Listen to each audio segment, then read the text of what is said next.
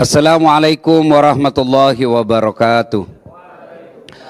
Alhamdulillahi rabbil alamin wa bihi nasta'inu ala umurid dunya waddin.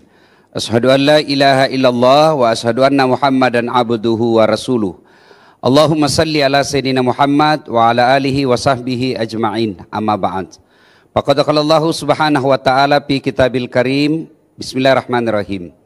Ya ayyuhalladzina amanu taqullaha haqqa tuqatih wa la tamutunna illa wa antum muslimun. Wahai orang-orang yang beriman, bertakwalah kalian kepada Allah dengan sebenar-benarnya takwa, dan janganlah kalian mati kecuali dalam keadaan beragama Islam. Ayat ini Jumat-Jumat dibacakan khatib. Ayat ini tiap mimbar Jumat kita dengar pekan-pekannya.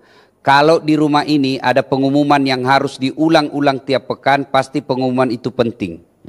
Ayat ini juga selalu diulang, berarti sangat penting. Dan rasa-rasanya susah diterima akal. Jangan kamu mati, berarti mati kau yang ngatur. Weh, jangan kau mati ya. Berarti mati mau-maumu. Mati mau atau tidak, siap atau tidak, pasti mati. Dan biasanya penyakitnya anak muda kalau kita cerita kematian, langsung orang tua dilihat-lihati. Yang sudah pensiun, sudah putih rambutnya. Apa maksudmu? Kok kira lebih tua, orang tua dulu mati? Yang namanya kematian tidak harus tua dulu. Berarti bukan mati yang jadi masalah. Yang jadi masalah bagaimana kondisimu mati. Itu yang jadi masalah. Illa wa antum muslimun. Kecuali dalam keadaan beragama Islam. Berarti ayat ini Allah ingin informasikan, dasat kau mengaku Islam, tapi belum tentu kau mati dalam keadaan Islam. Kau mengaku KTP-mu Islam, tapi belum tentu kau mati dalam keadaan Islam. Berarti ada di antara kita matinya tidak beragama Islam. Siapa mereka? Satu di antaranya hubbi aklil haram, mereka yang suka mengkonsumsi barang haram. Saya yakin di sini tidak akan ada yang pecandu. Insya Allah tidak akan mati dalam keadaan korup. Insya Allah tidak akan wafat dalam keadaan berzina yang bisa potensial membuat kita mati kafir. Baru saja kita makan uang haram. Uang haram yang banyak dikonsumsi bangsa Indonesia, uang pilkada. Mau pencoblosan wane piro. Nah, itu yang membuat kita bisa mengkonsumsi barang haram. Maka ayat ini selalu diulang-ulang. Jangan kamu mati kecuali dalam keadaan beragama Islam. Wa qala idzan bismillahirrahmanirrahim. Ya ayyuhalladzina amanu dakhulu fis-silmi kaffatan wa la tattabi'u khutuwatis syaitan innahu lakum aduwwum mubin. Wahai orang-orang yang beriman, masuklah engkau ke dalam Islam secara sempurna, bukan Islam pencitraan, bukan dakwah pencitraan, bukan Islam pilkada, bukan Islam pilpres. Coba lihat politisi kalau mau dipilih. Waduh, kala-kala Ustadz Dasat penampilannya. Pakai gamis, pakai serban, keluar masuk pesantren. Begitu terpilih, tidak pernah lagi nongol di masjid. Jangan Islam seperti itu kata Allah. Islamlah secara benar. Dan janganlah engkau ikuti langkah-langkah setan. Karena sesungguhnya setan itu musuh yang nyata bagi kalian. Dan ternyata ketika saya ceramah seperti ini masih ada juga setan berkeliaran. Setannya bukan pocong. Setannya apa? Handphone. Orang sudah ceramah masih pegang handphone. Nah, setan itu mengalihkan perhatian. Bos, dengar dulu, dengar ini. Tahu ndak perjuangan saya sampai ke sini? Ya, saya harus naik pesawat 2 jam, melewati macet dari bandara. Untuk apa? Menghormati undangan acara ini, Pak Raffi Ahmad. Saya menghormati acara ini. Maka jaga juga perasaanku, bos. Jadi kalau saya ceramah jantung, kau dulu pegang HP-mu. Dengar dulu kita dengar ceramah itu, setan itu begitu kau lihat, ada WhatsApp masuk, ada WhatsApp masuk, balas. Itu setan agar kita tidak perhatikan dakwah. Wa qala idzan bismillahirrahmanirrahim.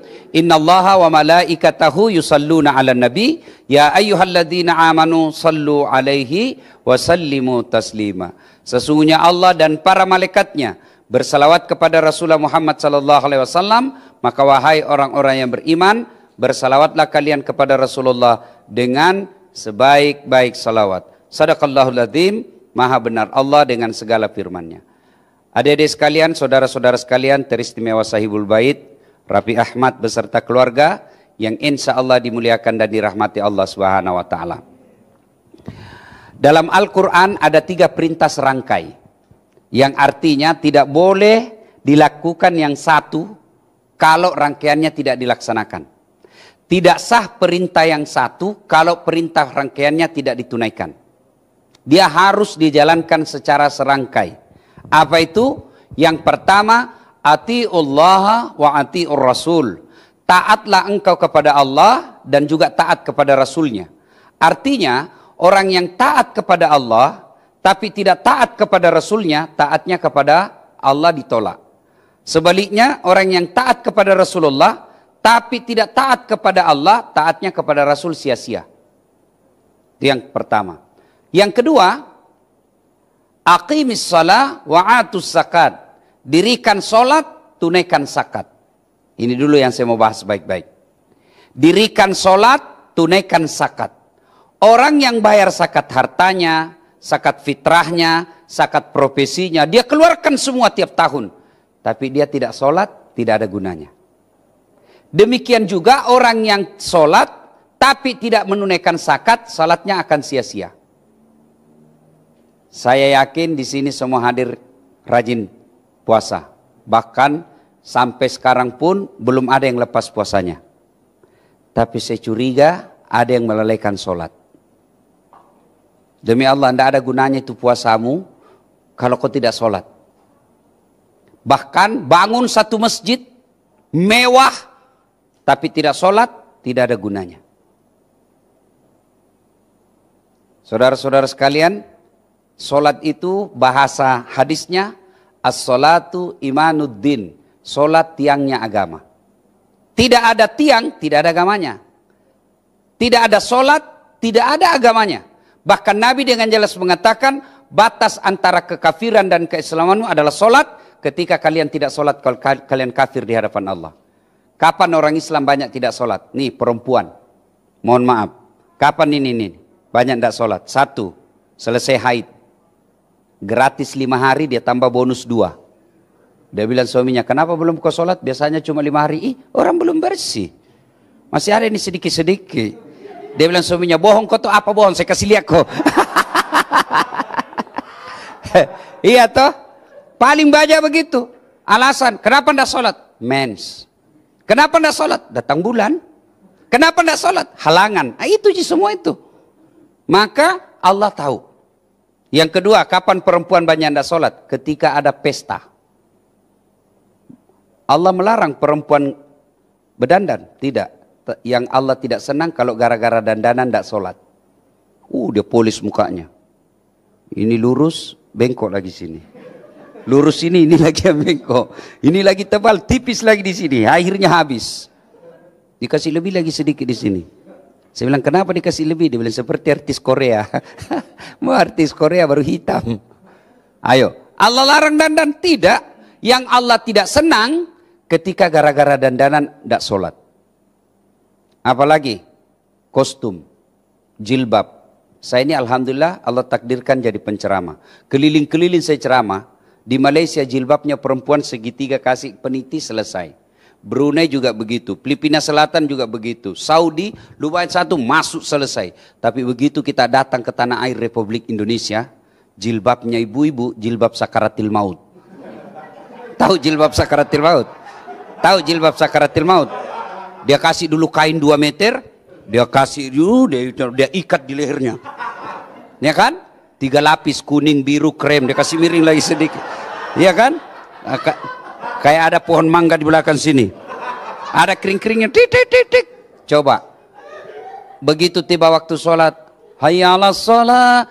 Kata suaminya, saya sudah jualkan kau sawah itu untuk kau haji. Kau pergi sholat dulu sayang. Kau sadar pak? Sadar saya, ini saya suruh kau sholat. Kau sadar pak? Sadar saya suruh kau sholat. Kau tidak lihat ini jilbabku 1 jam dipakai. Gara-gara jilbab dia tidak sholat. Beleng-beleng. Sudah jilbabnya repot, bajunya sempit, roknya sempit. Pas jalan nih setengah mati. Dongo. Pernah lihat begitu? Pernah? Banyak toh? Apa Allah larang? Tidak. Yang Allah larang kalian tidak sholat. Seorang istri dandan supaya suaminya bangga di sampingnya cantik. Itu ibadah, menyenangkan hati suami. Tapi kalau gara-gara dandan tidak sholat, itulah yang Allah laknat. Kapan lagi orang Islam banyak tidak sholat? Nih, pecinta bola. Pertunjukan jam 3. Karena seri, perpanjangan waktu. 2 kali 15 menit. Masih seri, adu penalti. Begitu adu penalti, azan subuh. Mana kau pilih? Sholat. Pencitraan. Sholat, ketinggalan gol. Nonton, ketinggalan sholat. Akhirnya apa? Dia jama. Ambil sajadah sholat depan televisi. Begitu iklan baru dia sholat. Allahu Akbar, Allahu Akbar. Allah larang nonton? Tidak. Yang menjadi Allah tidak senang kita karena gara-gara nonton mengabaikan sholat. Ayo adik-adik nih yang cowok-cowok, apa alasanmu tidak sholat? Kau bilanglah sama saya, ku tangkis sih. Ayo, apa alasanmu tidak sholat? Ayo. Tidak ada kecuali malas. Ustaz, saya baru sadar Ustaz. Seumur-umur saya tidak pernah belajar bacaan sholat. Wala ta'asu min rauhillah, kata Allah. Jangan kau putus asa. Solusinya apa Ustaz? Berjamaah di masjid. Asas salat jamaah, kalau imam sudah baca, semua boleh diam saja. Tidak ada bacaan, ini sudah, amin saja kau baca. Waladhdallin, amin, diam lagi. Sah. Bagaimana tahiyatnya? Imam yang wakili. Bacaan duduk di antara dua sujud, imam yang wakili. Itulah enaknya berjamaah. Ustaz, saya sibuk. Ada sih saya baca Ustaz, cuma sedikit. Kul-kul saja. Ya sudah, kul-kul saja kau baca. Rakaat pertama kul huwallah, rakaat kedua kul huwallah lagi. Dia ketawa bos, saya serius ini. Yang penting jangan baca yang repot-repot. Seperti Wattini. Jangan kau baca itu, nanti biasa baku sambung walasri. Atau Al-Kafirun, ini agak susah juga sampai nih. Kalau kau hafal setengah-setengah biasa nyasar. Wala antum abiduna ma abud wala ana abidu ma abattum wala antum abidu wala ana abidu ma. Dia bilang temannya, "Woi, kenapa tak putar-putar enggak sampai?" Nah, ini juga kupikir. Ayo, sholat. Apa lagi alasan enggak sholat? Ayo, Ustaz, saya sakit. Enggak bisa berdiri Ustaz. Allah kasih keringanan, silakan kau duduk. Saya tidak bisa duduk Ustaz. Kenapa? Lagi ada bisul di pantat Ustaz. Baring. Bukan sholat tidur. Gimana caranya sholat baring? Misalnya sana kiblat, kepala di sini, sudah. Allahu Akbar. Masih bergerak tuh tangan kita sama bibir. Sami Allahu liman hamidah. Ustaz, sudah tidak bisa bergerak tanganku Ustaz. Allah kasih lagi keringanan. Sholat pakai isyarat. Mana dimaksud sholat pakai isyarat? Tinggal matanya yang goyang-goyang. Allahu Akbar. Sami Allahu liman hamidah. Allahu Akbar. Sholat pakai isyarat. Itu juga berat Ustaz. Mata pun sudah tidak bisa bergerak Ustaz. Sholat pakai isyarat. Gimana sholat pakai isyarat? Mata. Sudah itu tidak bisa. Sholat dalam hati. Mana disebut sholat dalam hati? Seluruh bacaan salat mulai dari takbiratul ihram sampai salam, baca saja, baca dalam hati. Bayangkan lagi ruku, baca doa ruku.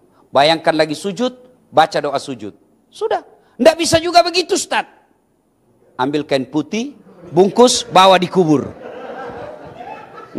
Ustadz, kita lagi di jalan.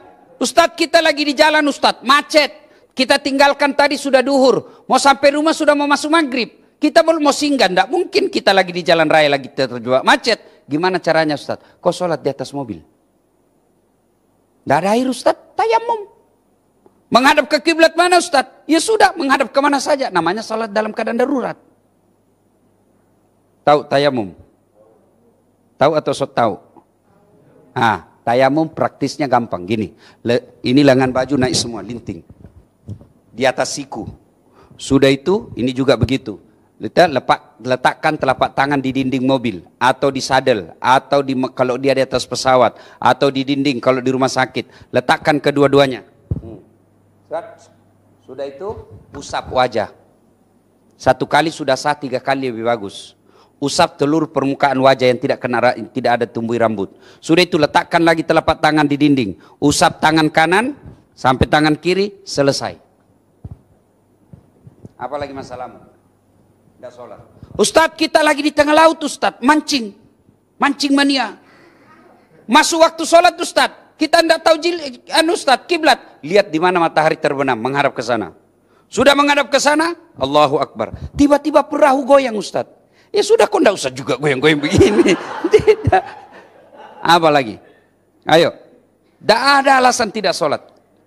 Apa lagi? Ustaz, gagah Ustaz. Ada kalah gagah Nabi Yusuf. Kira-kira di sini Rapi Ahmad paling gagah. Tahu enggak gagahnya Nabi Yusuf? Itu Nabi Yusuf, Allah nguji tukang gosip waktu itu. Nabi Yusuf, ibu-ibu dikasih bawang dengan pisau yang tajam disuruh iris. Iris ini bawang-bawang. Sudah lagi ngiris bawang, tiba-tiba Nabi Yusuf disuruh lewat, ibarat Pragawati. Lewat Yusuf. Lewat Nabi Yusuf jalan, ibu-ibu yang ngiris bawang ini, dia tidak sadari, dia iris tangannya karena terpesona melihat wajahnya Yusuf alaihissalam. Ada kira-kira begitu di sini? Mengalihkan perhatian sampai diiris tangan gara-gara cakepnya tidak dirasa. Jangankan iris bawang, bau ketek aja lewat kita rasa. Bagaimana gagahnya Nabi Yusuf? Tapi tetap sholat. Ustadz, kuat Ustadz, olahragawan. Ada kala Nabi Musa. Itu Nabi Musa alaihissalam, kalau dia kunci badannya, tembus bulu-bulu di badannya. Kalau dia kunci lagi badannya, tak lempar sengkoknya. Kalau dia berkelahi, belum sampai tinjunya sudah jatuh musuhnya. Tapi dia tetap sholat. Ustadz, saya sakit Ustadz. Ada kala sakitnya Nabi Ayub. Ayub alaihissalam seluruh anggota tubuhnya dimakan ulat. Tapi beliau tetap sujud beribadah kepada Allah. Kita baru sariawan, tidak sholat. Kalau kau sariawan, salat sariawan kau.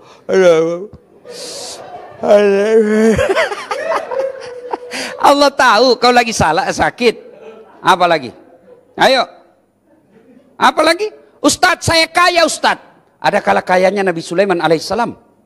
Nabi Sulaiman 1 hektar perkerangan rumahnya. Barangkali ada artis yang 1 hektar perkerangan rumahnya. Tapi Ayub alaihissalam, apa kerikilnya? Emas. Ada di sini kerikil rumahnya emas. Paling kalau orang Bugis di kampung saya, kalau dia kaya giginya dikasih emas. Paling kaya sudah itu, giginya dikasih emas. Sulaiman alaihissalam, pekarangan rumahnya, kerikilnya emas. Tetap sujud beribadah kepada Allah. Tapi orang kaya sholat. Orang kaya tidak sholat. Selebriti tidak sholat. Pejabat tidak sholat. Orang masih maklum.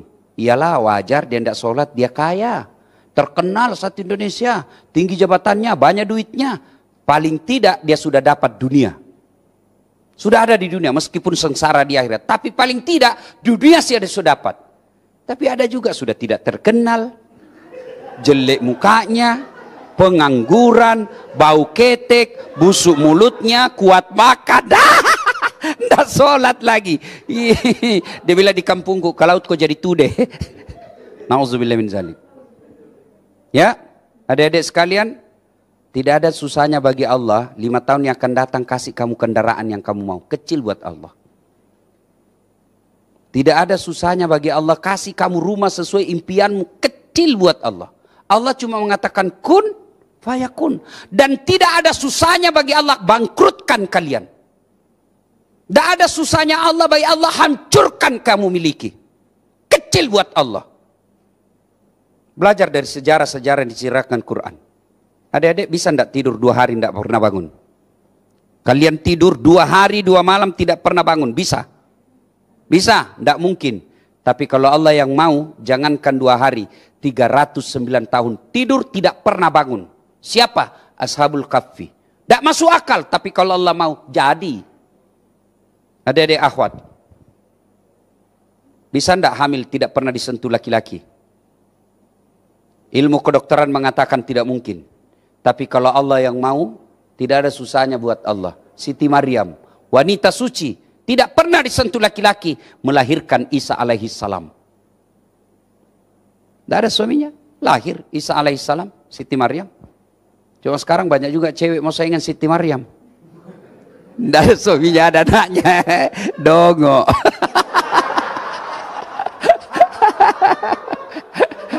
Ya kan?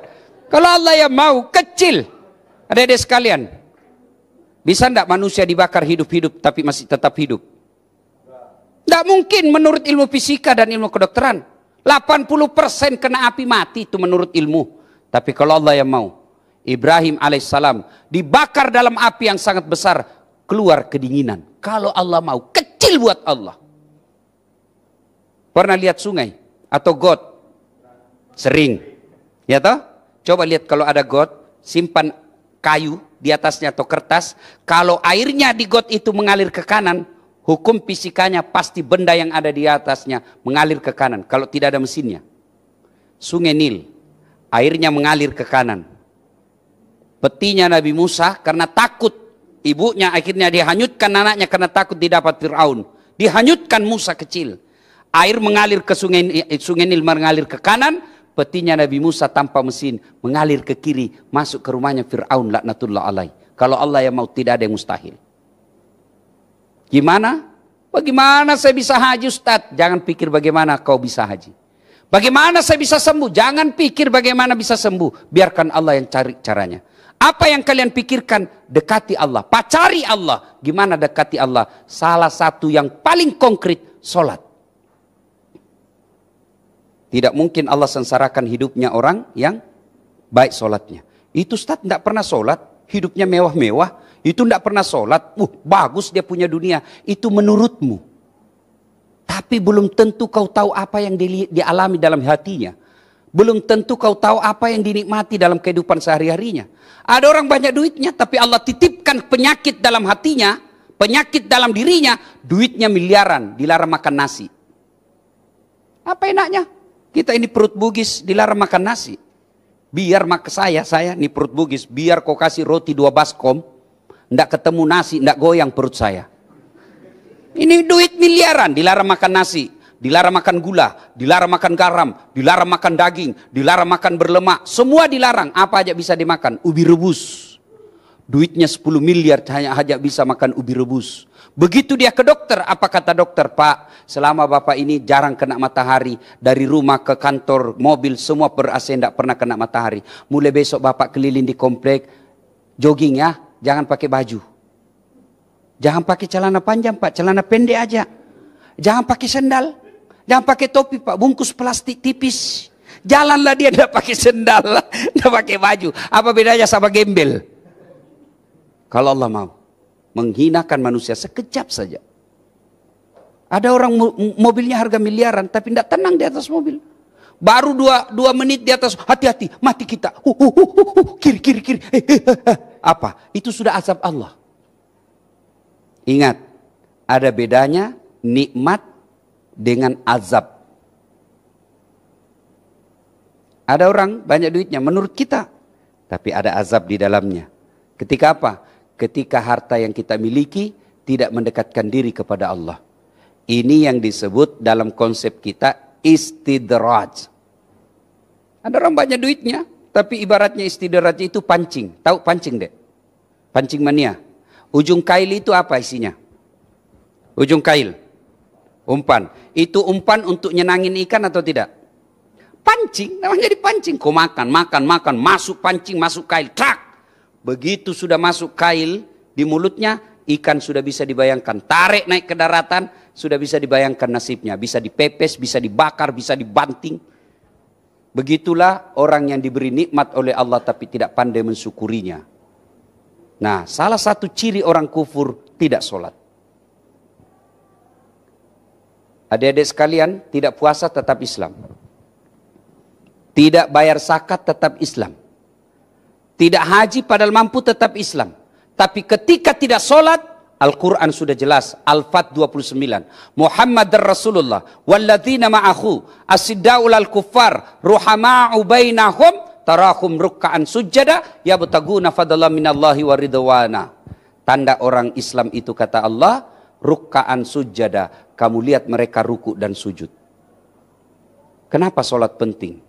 Karena sholat adalah puncak penghambaan kepada Allah. Artinya apa Ustadz? Adik-adik semua kan pernah umroh. Tawaf boleh sambil nyanyi? Labbaik Allahumma labbaik. Labbaik la syarika laka labbaik. Boleh, tetap sah. Puasa, nunggu beduk maghrib sambil nyanyi? Boleh. bahkan boleh sambil dagang. Bagaimana kalau ngabuburit? Sah atau batal? Batal. Karena kamu ngabuburit sambil ngopi. Ya, saudara-saudara sekalian. Kemudian haji, tawaf, sa'i boleh dengan kegiatan lain. Bayar zakat sambil nyanyi, boleh. Insaflah, wah Ustadz ini zakat saya. Wahai manusia, ini dua orang saya. Bila diri, boleh sambil nyanyi. Tapi sholat tidak boleh ada kegiatan lain kecuali menghamba kepada Allah. Tidak bisa kamu sholat Allahu Akbar, begadang jangan begadang. Pasti batal sholat. Kenapa? Karena sholat tidak boleh ada kegiatan lain kecuali menghamba kepada Allah. Ini satu. Ya, perintah pertama tadi, ati Allah wa atiur Rasul. Yang kedua, aqimis salah wa atuz zakat. Dirikan sholat. Ya, saudaraku Rapi Ahmad, perhatikan zakat. Ketika zaman Nabi dan para khalifah bicara soal zakat, itu dibentuk pasukan densus untuk menagih zakat. Kalau dia tidak mau bayar zakat, diperangi. Zakat hati-hati. Jangan sampai berpikir, saya yang setengah mati, saya siang malam berpikir bagaimana cara memajukan perusahaan, ada hasilnya. Enak aja kamu dapat minta-minta zakat. Oh, hati-hati. Ada pernah saya tanya, kenapa tidak bayar zakat? Susah hitungnya Ustadz. Pajak aja aku punya konsultan pajak, padahal itu pajak dikorupsi sama pejabat. Kenapa untuk masa depan kita, marwah umat Islam, masa depan kita tidak bayarkan zakatnya. Perhatikan zakat. Dan tidak ada orang bangkrut, penuh hidupnya musibah, bencana, kalau dia rutin bayar zakatnya. Saya ilustrasikan hidup ini ibarat mendaki gunung. Kalau adik-adik mendaki gunung, senang enggak bawa beban-beban yang berat? Enak enggak kalau lagi mendaki gunung, lalu bawa beban yang banyak? Bisa? Enggak nyaman kan? Iya. Begitu juga hidup ini. Mendaki kan bagus. Ada koper saya. Ini dan lain sebagainya. Titip, bawakan saya. Titip ini, nanti saya ambil di atas. Siap, di mana kita titip? Yatim, piatu, fakir, miskin, mu'a'a, amil, mu'allab. Titip, saya ambil di atas. COD namanya. Iya, jangan bawa sendiri, repot. Maka bayar zakat. Kalau orang tidak mau bayar zakat, maka itu akan mengotori hartanya. Adik-adik, saya kasih ilustrasi sederhana. Ini air putih, bersih, suci. Boleh minum? Boleh. Inilah penghasilan kita siang malam cari nafkah. Halal. Kita boleh minum. Tapi di dalam air ini ada haknya fakir miskin yang harus kita keluarkan. Itulah zakat harta. Kalau dia tidak dikeluarkan, ibaratnya, mohon maaf. Adik-adik, celupkan di toilet, kloset, ada air kan di situ? Tidak usah yang ada kuningnya, yang masih putih. Sudah disiram itu yang kuning. Keluar. Tiba-tiba adik-adik masukkan celupkan tangan di kloset itu, ambil angkat, lalu teteskan 1 tetes saja, tidak usah 5 tetes. 1 tetes saja masuk dalam air yang suci ini, masih mau minum? Tidak. Begitulah harta yang tidak ditunaikan zakatnya. Dia mengotori. Airnya apa? Harta kita kasih anak kepala batu. Kasih istri suka ngomel. Kasih istri itu duit, istri lebih hebat pengawasannya daripada Satpol PP. Ada juga itu istri begitu. La haula wala quwata illa billah. Baru pulang HP dipenuh. Kita keluar jalan tinggal di rumah dibilang malas. Baru 1 jam dia nelpon. Di mana kau? Di mana kau? Di kantor. Di mana? Di mana? Video call. Astagfirullah. Ada juga begitu ya. Akhirnya ya kita bohong-bohong lah sedikit. Tidak ada orang jago di depan istri, hancur semua kita bos. Biar ustad.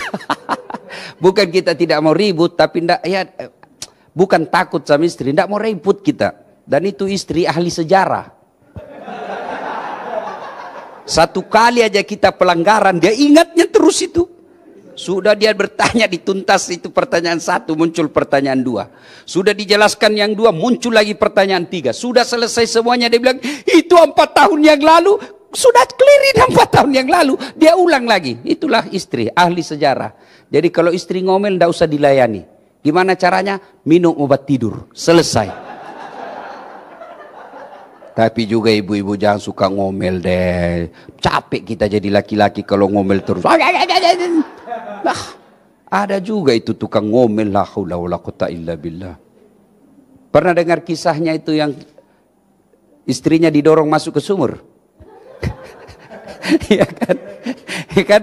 Ada suami istri, ini istrinya ngomel aja kerjanya. Terlambat pulang, cepat pulang, ngomel aja kerjanya. Akhirnya suaminya berpikir, bagaimana supaya istriku berhenti ngomel? Oh, dibawa ke toko perhiasan. Dibelikan perhiasan, senanglah dia. Senang. Suaminya berpikir, saya bawa kemana? Oh, dia ingat. Oh, di kampungnya ada sumur tua. Ini sumur 400 tahun sudah umurnya. Dia bilang semuanya, dek, kita pergi siarah sumur tua. Ayo bang, pergi lihat. Lihat itu sumur dek, ada ndak airnya? Dangkal bang. Maksudnya paling sampai di lutut. Dalam hati suaminya berarti aman aja nih. Dekat-dekat dengan sumur, bibir sumur, dia dorong istrinya masuk. Puk! Dia bilang suaminya, ngomel aja kau di situ, ndak ku dengar juga. Ngomel aja kau, ndak ku dengar sudah ngomel-ngomelmu. Suaminya di atas santai-santai. Tiba-tiba 1 jam kemudian dari dalam sumur keluar makhluk tinggi besar hitam. Kaget suaminya. Siapa kamu? Dia bilang, saya jin penunggu sumur ini. Saya sudah 400 tahun di dalam tenang-tenang. Ada perempuan di dalam. Baru 1 jam di dalam. Nggak tahan saya ngomel. Lebih saya lari. Jadi bayangkan. Jin aja nggak tahan sama perempuan tukang ngomel. Ya. Nah itu kalau istri kita diberikan duit yang tidak bersih dari cara zakat, biasanya susah nasihatinya. Begitu juga suami, susah nasihatinya, bohong aja kerjanya. Maka tolak bala, sedekah dan zakat. Ibu-ibu baik yang hadir maupun yang menyaksikan, kalau suamimu kau curigai macam-macam, jangan curhat di medsos. Medsos tidak menjadikan masalah. Ada ibu-ibu memang cepat sekali curhat di medsos. Tak kusangka kau begitu. Pret. Di mana di kau? Kau minta nasihat sama temanmu. Bohong itu. Saudara aja belum tentu niatnya baik. Siapa yang dorong Nabi Yusuf masuk ke sumur? Saudaranya. Ah, masa si Ustadz itu paman saya. Masa dia mau ceritain saya? Siapa Abu Lahab? Pamannya Nabi. Ah, masa dia cerita Ustadz? Itu masih sepupu sama saya. Siapa Abu Sofyan? Sepupunya Nabi. Jadi ada masalah, jangan curhat sama manusia. Lebih perbaiki solat, minta dalam solat hajat. Selesai solat hajat berdoa. Ya Allah, Engkau Zat Maha Pelindung. Lindungi suami saya dari perempuan jahat. Saya tidak bisa menjaganya 24 jam. Tapi Engkau Maha melindungi.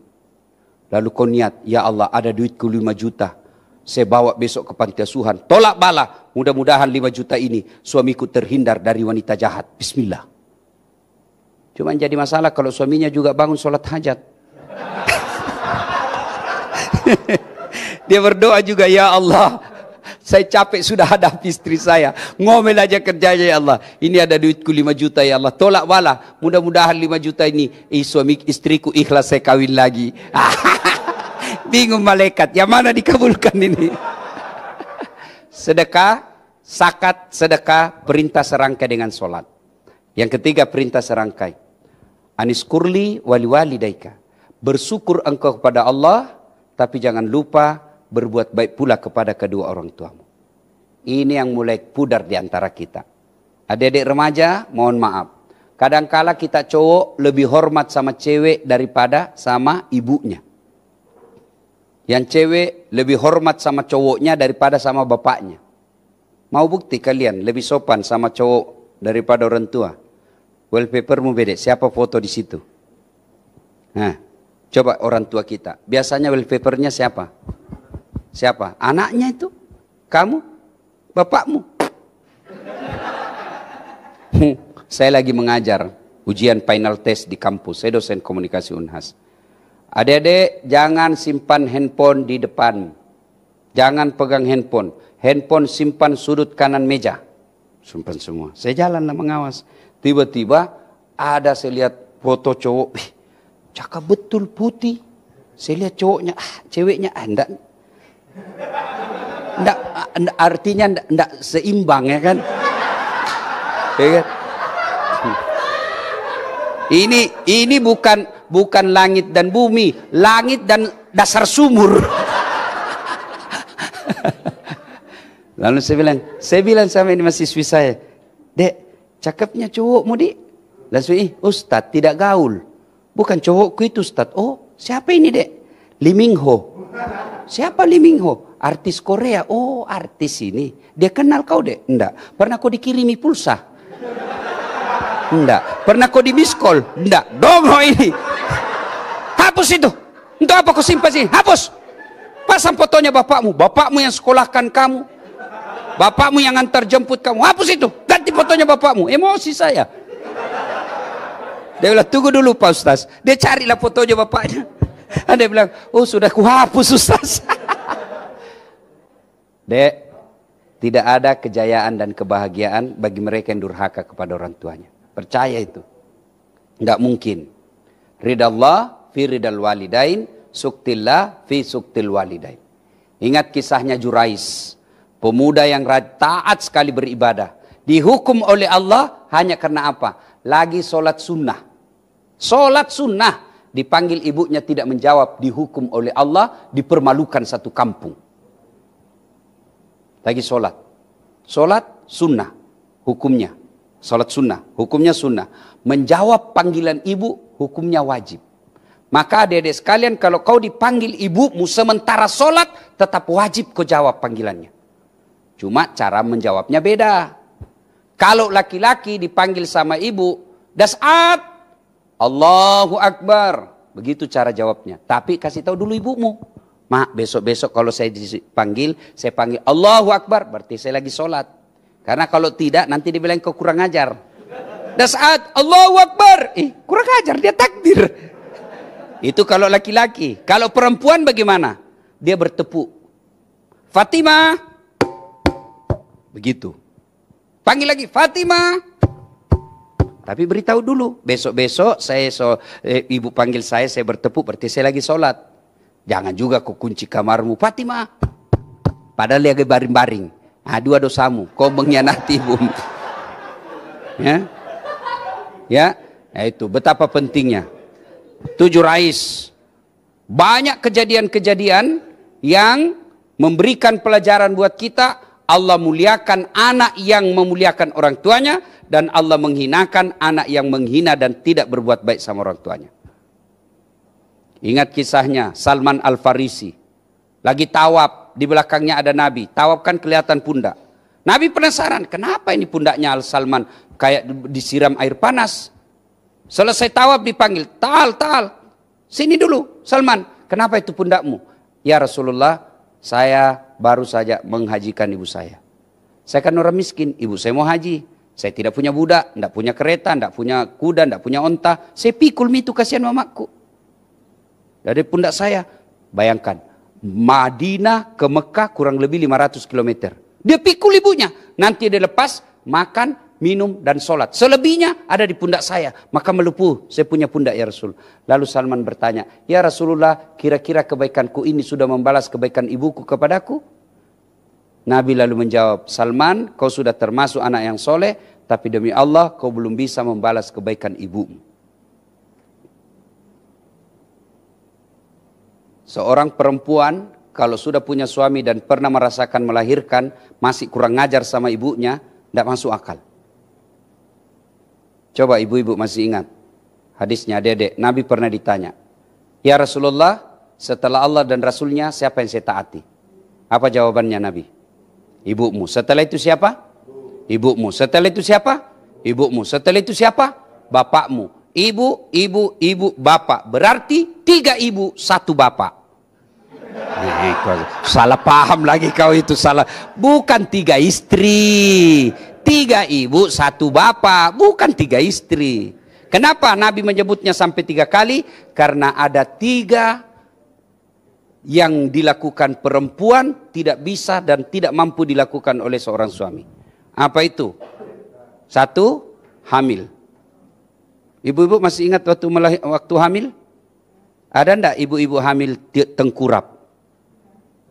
9 bulan tidak tengkurap bos, tahan. Coba lihat ibu hamil, jalan aja repot. Aduh, mau duduk aja pakai standar samping. Iya tuh. Iya. Ya.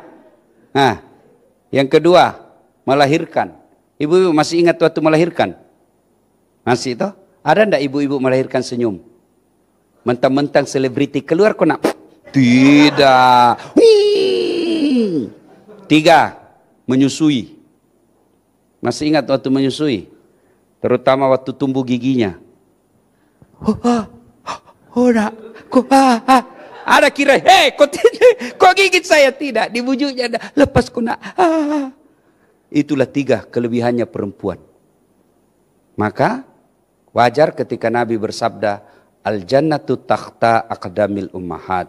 Sorga berada di bawah telapak kaki ibu. Adik-adik sekalian, kalau masih hidup orang tuamu dan tinggal bersamamu, kau berbahagia. Itulah pintu gampangnya masuk sorga. Biar hitam jidatmu Senin Kamis kau puasa tadarus tiap hari, tahajud tiap malam, tapi kau meneteskan air mata ibumu, kata Nabi, jangankan masuk sorga, baunya sorga diharamkan bagimu. Maka saya heran kalau lihat itu di TV, ada artis yang menuntut orang tuanya, mempermalukan orang tuanya. Seberapa lama kau hidup jadi selebriti? Seberapa lama belajar dari selebriti yang lalu, yang tahun 80-an, 70-an. Tua juga dan mati. Dan pada saat itu, ketika kau tidak meninggalkan beban yang baik, cerita-cerita yang baik, amal-amal yang baik, hancur sudah jadi tulang belulang, dosamu tetap mengalir karena kau meninggalkan budaya-budaya yang dicontoh orang yang disebut dengan dosa jariah. Auzubillah min dzalik. Nah, ini saja adik-adik sekalian yang kita sampaikan pada taklim kita kali ini. Kesimpulannya, yuk jaga sholat, muliakan orang tua, ada harta, berzakat dan bersedekahlah. Demikian, lebih dan kurangnya mohon dimaafkan. Assalamualaikum warahmatullahi wabarakatuh. Waalaikumsalam warahmatullahi wabarakatuh. Mungkin ada teman-teman yang ingin bertanya, dipersilakan. Ajis sekali mau nanya dari tadi, mau nanya Ajis. Enggak? Cukup. Lemon. Yang di depan paling banyak Ujai. Sen. Kok nggak Priyo tadi yang ngakaknya paling kenceng nih? Ada yang mau ditanyain? AA mungkin mau tanya? Enggak cukup. Baik. Mbak Gigi mungkin? Mbak Gigi dulu tuh. Oh. Cek. Baik Ustadz, Assalamualaikum warahmatullahi wabarakatuh. Mau nanya tentang sholat Ustadz. Jarak antara orang setelah azan sampai melalaikan itu jaraknya berapa lama sih? Karena kan sampai dikatakan melalaikan sholat itu mengakhir-akhir sholat. Terima kasih. Ya, orang biasa mengatakan sholatlah pada waktunya, tepat waktu. Kalau Anda sholat asar menjelang maghrib itu masih tepat waktu. Karena memang masih waktunya sholat. Maka yang dianjurkan adalah sholat di awal waktu. Jadi begitu azan tinggalkan segala kegiatan langsung sholat. Ini ada Raffi Ahmad. Biasa punya ajudan. Kalau Raffi Ahmad panggil ajudannya, ada ndak ajudan bisa tolak? Ajudan, tunggu dulu bos, lagi sibuk. Langsung di PHK. Iya toh? Padahal ini manusia ada hilangnya jabatannya, ada hilang popularitasnya. Tapi begitu takutnya kita. Lalu kenapa ketika Allah yang memanggil kita, hayya 'alas shalah, sini kau sholat. Adek tahu ndak artinya hayya 'alal falah? Hayya 'alal falah, terjemahan bebasnya itu, sini kau udah saat, saya kasih kau yang kau mau. Sini kau, itu hayya 'alal falah. Berikan saya kemenangan. Kita berdoa, ya Allah sukseskan usahaku. Ya Allah berikan saya keturunan. Ya Allah sembuhkan penyakitku. Allah dengar itu doamu. Lalu Allah katakan sini, hayya 'alal falah, sini saya kasih kau. Tapi apa jawaban kita? Tunggu, lagi syuting. Tunggu, lagi meeting. Tunggu, lagi ada tamu. Ya Allah katakan, ya sudah kalau gitu urus tamumu, urus duniamu sendiri. Ya, nah yang disebut sudah melalaikan itu menurut Al-Quran, fawailul lil musallin, maka celakalah orang-orang yang sholat. Siapa mereka yang celaka dalam sholatnya? Yaitu mereka yang menganggap enteng waktu-waktu sholat. Menganggap enteng sholat. Dia sholat Ustaz tapi main-main. Allahu Akbar. Dia ngupil sholat. Itu sholat tapi menganggap enteng sholat. Nah, termasuk kalau sekali-kali karena ada keadaan darurat, akhirnya sholat kita duhur betul-betul sudah menjelang asar. masih ditolerir. Tapi kalau sudah menjadi kebiasaan, itulah yang disebut menganggap enteng sholat. Al-mutakhawilu bis-shalah, menganggap enteng sholat itu adalah penyakit hati yang paling besar. Wallahu a'lam bishawab. Ya, makasih. Oke, itu tadi sudah dijawab. Jadi memang di awal waktu, sholat itu di awal waktu. Oke, mungkin yang selanjutnya. Dimas. Assalamualaikum Pak Ustadz. Waalaikumsalam. Pak Ustadz mau tanya, kalau punya teman nih, terus dia ganggu kita sholat, itu baiknya buat kita apa? Pukul dulu baru lanjut sholat atau diemin aja gitu Pak Ustadz? Ya, setan itu ada dua sifatnya, ya, sesat dan menyesatkan. Kalau dia tidak sholat, dia baru sesat. Kalau mengganggu orang sholat, itu sudah menyesatkan namanya, itu setan sudah itu. Dan setan dalam bentuk yang adik cerita tadi, itu jauh lebih susah ngusirnya daripada setan yang tidak nampak. Kalau setan tidak nampak, baca basmalah, baca ta'us, lari dia. Tapi setan yang nampak, kita baca yasin, dia bilang kau baca sampai habis. Saya dekati kau, ya. Apalagi setan gadis, lebih susah lagi mengusirnya, ya. Nah, kalau begitu, tentu bukan dengan memukulnya, karena kalau memukul, saya yakin bercanda aja tanyanya tadi. Kalau dia menggodamu dalam sholat, kau tahan dalam sholat, kau dapat pahala besar, dia dapat dosa. Ya, selesai sholat, ajak ngomong. Lain kali jangan begitu bos. Kau bisa candain saya ketika kita syuting, kau bisa candain saya ketika kita makan, kau bisa candain kita ketika di mall. Tapi ini bos, kita lagi ketemu Allah. Saya lagi diskusi dengan wali kota atau menteri, lalu kau datang begitu, gimana sikapnya pejabat? Marah toh? Itu baru manusia, gimana kalau Allah? Sudahlah, jangan kau canda ketika dalam sholat.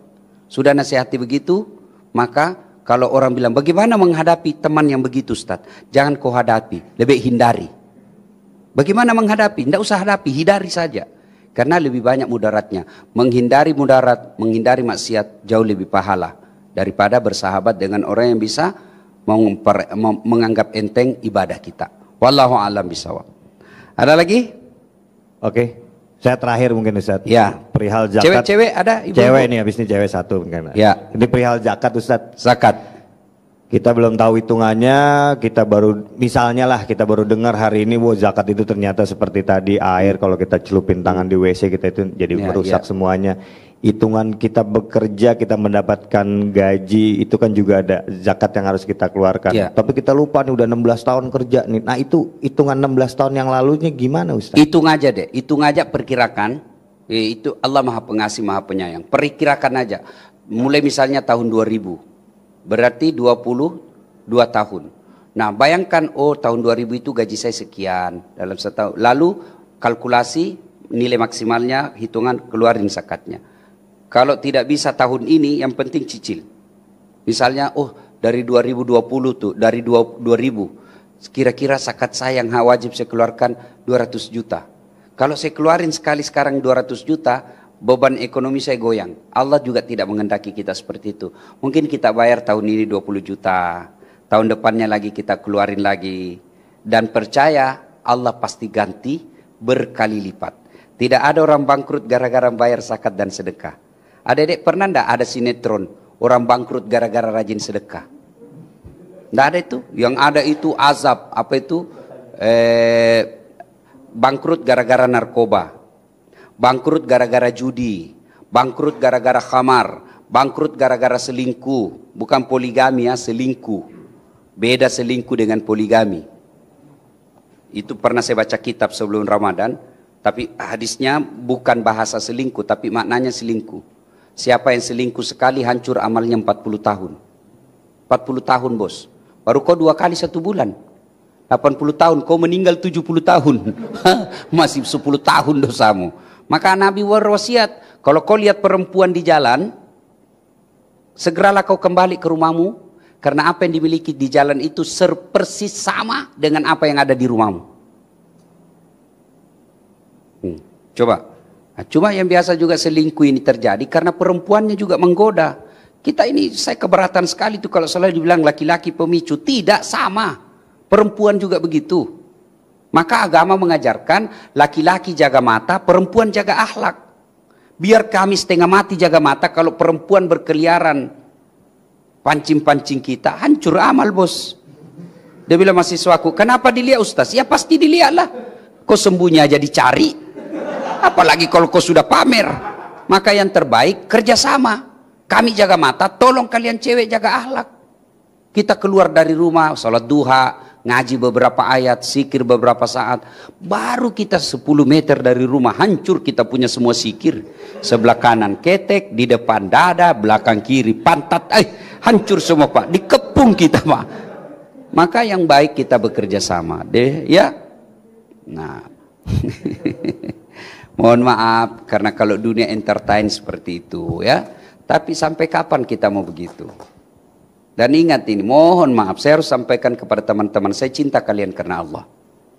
Kalau ada sifat-sifat maksiat yang dipublikasi lalu orang ikuti, meskipun Anda sudah wafat, selama model itu diikuti orang, selama itu yang mempromosikan dan memperkenalkan, mengkampanyekan, mempromosikan, dapat kiriman dosa dari orang yang melakukan.